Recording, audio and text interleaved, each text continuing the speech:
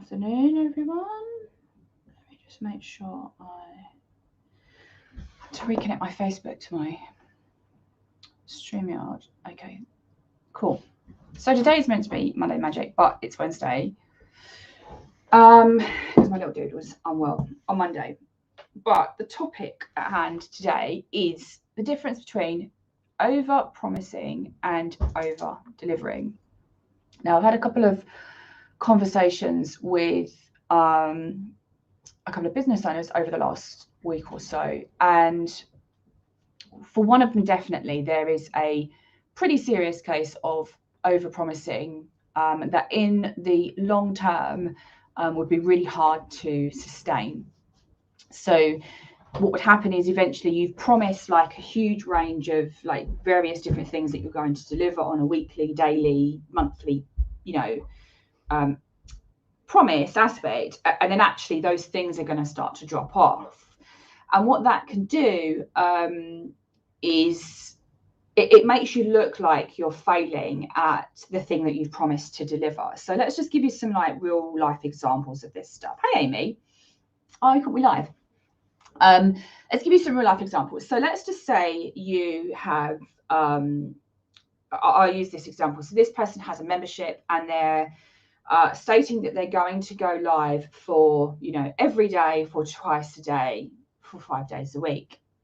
Now, one, that's a lot of time. That's an awful lot of time to be going live and potentially answering questions for people that you'll exhaust them of questions. So you've got to learn how to balance this stuff up as well. Okay, so although this person wants to give time and value and show up and be there for his people, that balance, and one of the things I said was like, well, engagement has gone down because you're showing up loads, but they're running out of things to ask you.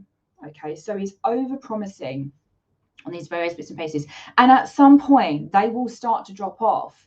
From his point of view, he'll probably get a little bit disheartened, the fact that he's showing up and he's doing the things that he's promised, but there's nobody there to talk back to him. Okay.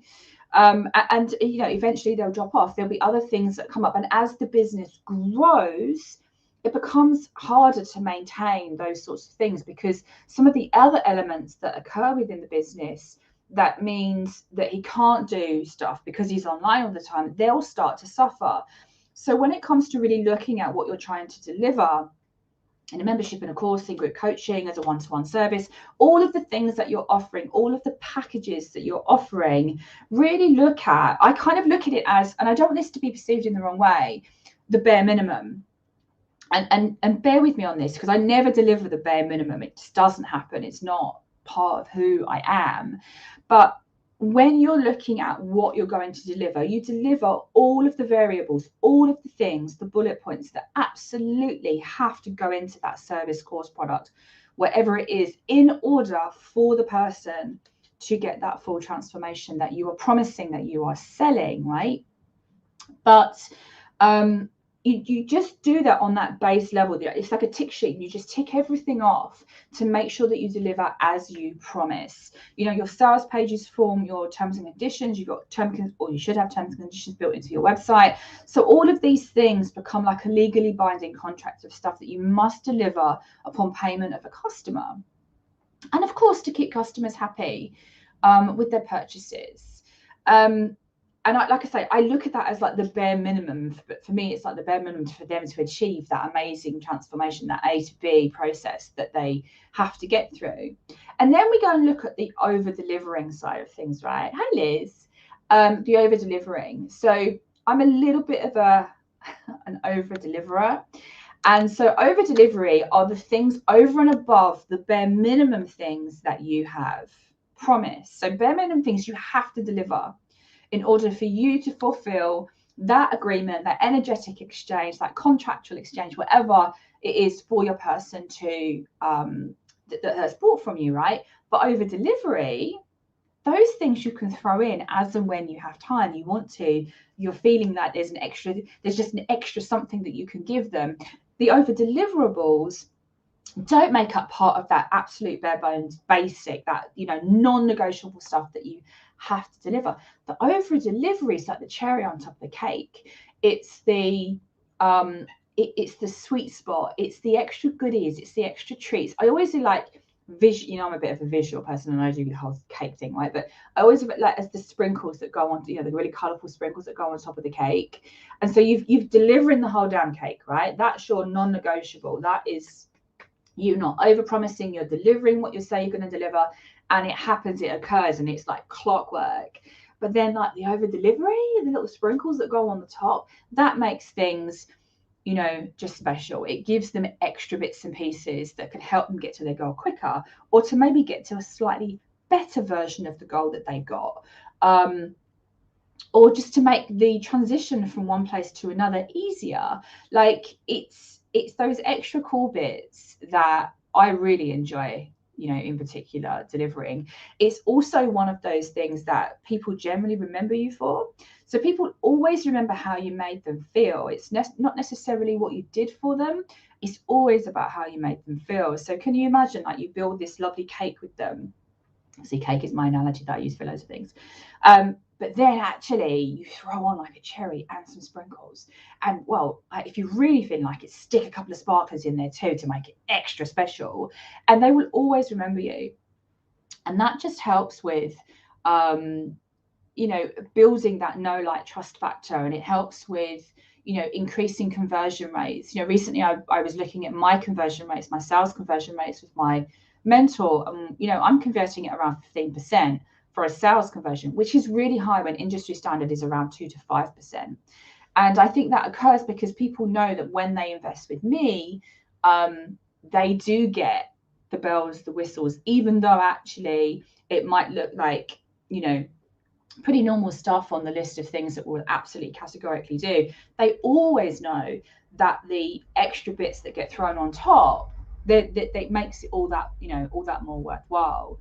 So I had this conversation with a client just now, actually, and we were catching up. She was with me for a year. I'm going to write a post about her after this because what she's done is really incredible in the year that we've worked together.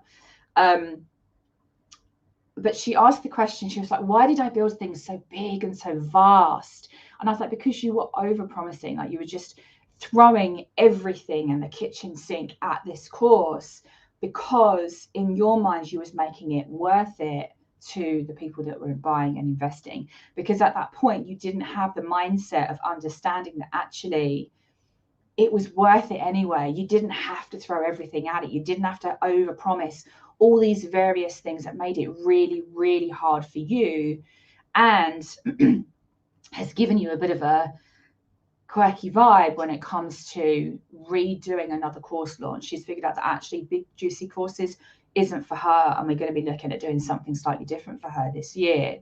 But it's a classic case of, you know, you put something up, and especially when you're relatively new in business and you've got the first few things coming up for sale and you're trying to sell these things and you put a price on it, it's a bit scared, it feels a bit weird, and, you know, you're not used to asking for money in exchange of your energy and your time. You tend to throw friggin' everything at it. And that can actually have a negative effect on, you know, lots of things like I've been talking about.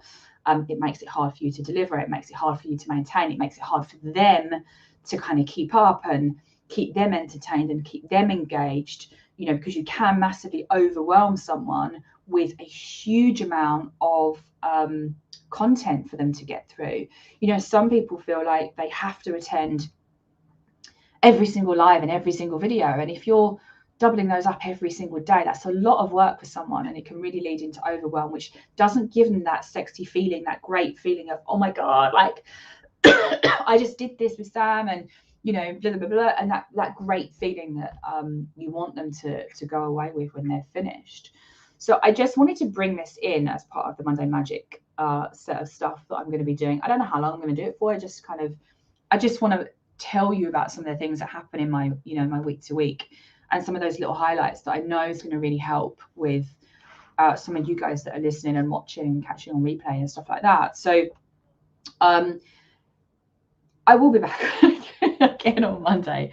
Fingers crossed that the little dude is all well and healthy.